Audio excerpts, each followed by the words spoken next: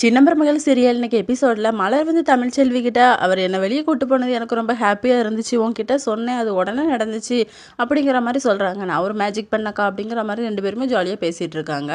இன்னொரு பக்கம் போஸ் வந்து ஒரு இடத்துல இருக்காங்க. அப்போ தமிழ்ச்செல்வி வராங்க. அவங்க வந்து உங்ககிட்ட அன்பு மட்டும் தான் எதிர்பார்க்காங்க, அதை மட்டும் நீங்கள் கொடுத்தா போதும் அப்படிங்கிற மாதிரி சொல்லிட்டு கிளம்பிடுறாங்க. அவங்க அம்மா வராங்க, ஈஸ்வரி. இவ என்ன பாடுபடுத்தினா தெரியுமாம்மா காலையில இருந்து அப்படிங்கிற மாதிரி சொன்ன உடனே செவுட்டில் ஒரு அறை விட்டுறாங்க. நீ தானடா இதுக்கு காரணம், நீ எதுக்கு அவகிட்ட தப்பாக நடந்துக்கிட்டா, அவள் சொல்படி தான் நம்ம கேட்டாகணும் அப்படிங்கிற மாதிரி சொல்லிக்கிட்டு இருக்காங்க. அப்போ கேஷியர் வராங்க. இந்தாங்க அமௌண்ட் அப்படிங்கிற மாதிரி சொல்கிறாங்க. பிரச்சாரத்துக்கு இவ்வளோ அமௌண்ட் ஆச்சு, சாப்பாடுக்கு இவ்வளோ ஆச்சு அப்படிங்கிற மாதிரி சொன்னோடனே இவ்வளோ அமௌண்ட் ஆகுமா அப்படிங்கிற மாதிரி கேட்குறாங்க. நீங்கள் எங்கே சாப்பாடு வாங்கி கொடுக்குறீங்க அப்படிங்கிற மாதிரி கேட்டதும் தமிழ்ச்செல்வி ஹோட்டல் அப்படிங்கிற மாதிரி சொல்கிறாங்க. தமிழ்ச்செல்வி ஹோட்டல்னா என்ன, யாரோட ஹோட்டல் அப்படிங்கிற மாதிரி ஈஸ்வரி வந்து டவுட் பட்டு கேட்குறாங்க. இல்லை நம்ம ஐயா தான் வச்சு கொடுத்தாங்க, சேது ஐயா அவங்க அம்மாவுக்கு வசந்தி ஹோட்டல் அப்படிங்கிற மாதிரி சொன்ன உடனே ரொம்ப டென்ஷன் ஆயிடுறாங்க ஈஸ்வரி. அவள் ஹோட்டலில் சாப்பாடு வாங்கி கொடுக்குறீங்க அப்படின்னு சொல்லிட்டு இது மாமாவுக்கு தெரியுமா அப்படிங்கிற மாதிரி கேட்குறாங்க.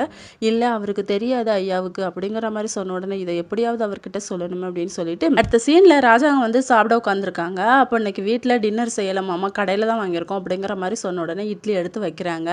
இது கடை சாப்பாடு மாதிரியே தெரியலமா, வீட்டு சாப்பாடு மாதிரியே இது இருக்குது, ரொம்ப அழகாக இருக்குது அப்படிங்கிற மாதிரி சொல்லிக்கிட்டு இருக்காங்க. அப்போ கேஷியர் வராங்க.